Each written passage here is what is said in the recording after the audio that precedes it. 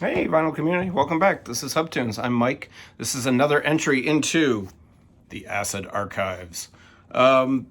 This was started by Dom seeking a thread. I will put a link to his channel in the description.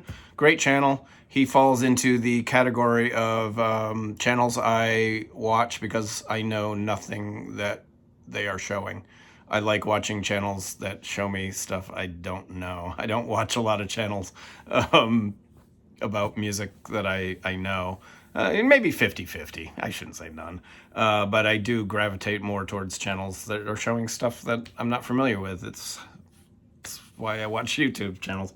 And when he started this thread, I thought to myself, "Wow, that's a cool idea." And I knew I had the book, and I didn't make a video for a while, and then I found quite a few records in here that I actually have. So I'm going to talk about this, and also if you don't know this book, people are doing this thread. It's the Acid Archives Second Edition by Patrick Lundborg. 5,000 records in here. Very small font. Not a lot of artwork and cover art. A lot of the records don't have anything but just little blurbs and stuff. But if you like reference stuff like this, I highly recommend this book. It's excellent. There's a lot of good books out there like this, but this one is top notch, man. There's some good stuff in here. So the record I chose out of the book is by a band called Christopher. This is What You Gonna Do by Christopher! This is the only album they made in 1969, I believe. They came out of North Carolina, South Carolina, one of the Carolinas. It is a Psych record, Psych garage. I would say more garage than Psych. It's the only record they ever made, and they did not make many of them. Originals of this go for over $3,000. According to Discogs, $3,000 for an original Christopher. What you gonna do? This is a reissue that I got.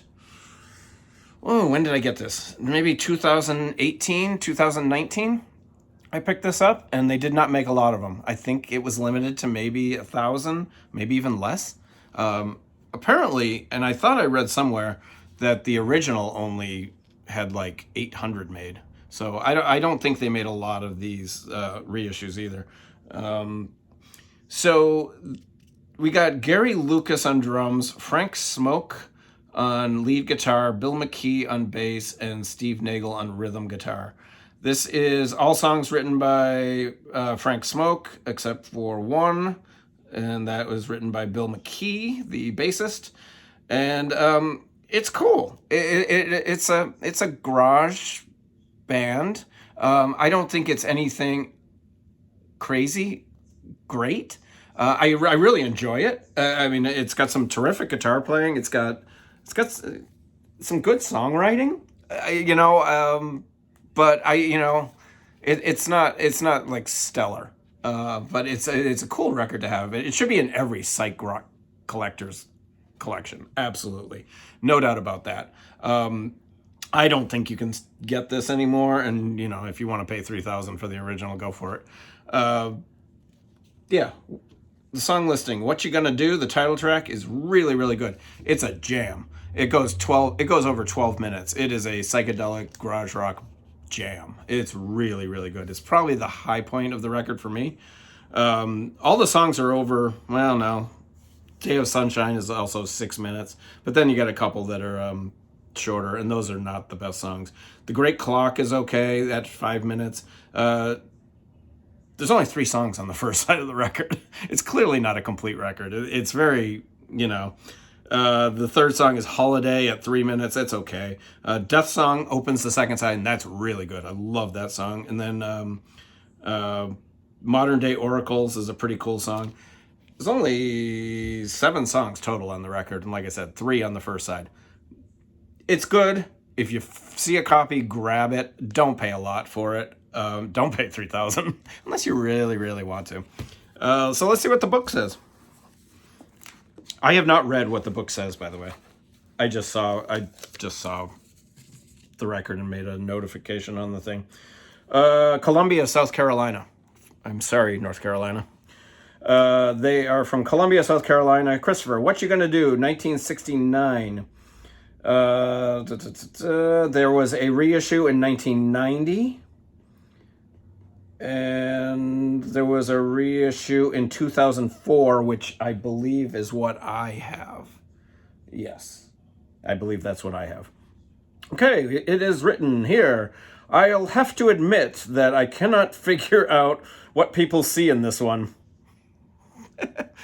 The first song is a beautiful fuzz guitar sound, but that's the first and the last highlight here. I wouldn't go that far, but yeah, the first song is definitely the best song on the entire record, by far. The vocals are really weak and the song's forgettable. Wow. The long jam that ends side one is absolutely endless. One of the dullest I've ever heard. The upbeat songs on the album still feel soft, as if the energy vibe was low during recording sessions. The enthusiastic comments you may see about the album tend to focus on the atmosphere as a local relic. The LP was released in as early as August 1969. Of the reissues, The Lion has been reported as the best sound. That's what I have. While the Atlas reproduction may be a boot of the original release, as none of them reproduced the orange monochrome of the original sleeve. Okay. And that's all they say about it. I thought there'd be more, actually. I thought they'd actually say a lot more about this. This is kind of a revered record from what I know. This is kind of a revered record in Psych record collectors' minds. So, interesting. Yeah, I would have to say I kind of agree. That's a little harsh. The vocals aren't that bad.